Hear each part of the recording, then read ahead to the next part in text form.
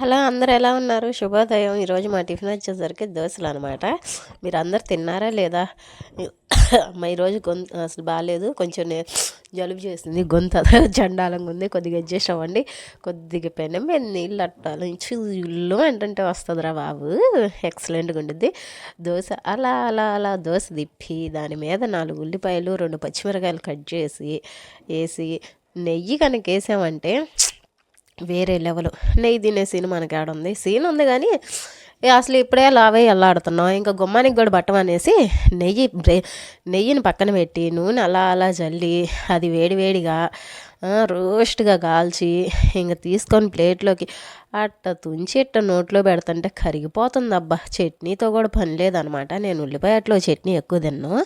ఊరక చూసారా అలా చింపుతుంటేనే ఇంకేం కావాలి ఎందుకంటే అట్ట తీసి 2 పచ్చిమిరకాయ ముక్కలు 2 ఉల్లిపాయ ముక్కలు అలా నోట్లో పెట్టుకుంటే ఎన్న పోసి కరిగిపోయినట్టు కరిగిపోతుంది దోశ మటుకి.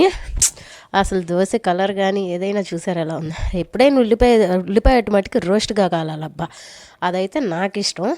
ఒక్కొక్కరు ఒక్కొక్కలాగా ఉంటారులే కానీ ఎవరైనా కానీ తెల్లగా కాలే కాడికంటే కొంచెం రోస్ట్గా కాల్చుకొని తింటే ఉంటుంది.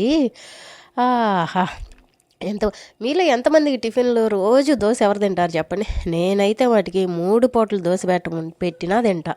అంత ఇష్టం నాకైతే మటుకి దోశ తినడం. మామూలుగా తిన్ను, అది ఉల్లిపాయ దోశలు. ఇప్పటికే లావ్ అయిపోయి ఇంకా ఉల్లిపాయ దోశలు ఎందుకు? సర్లే, నాకు ఆకలేస్తుంది, ఇంకోటి తెచ్చుకుంటా. Bye bye.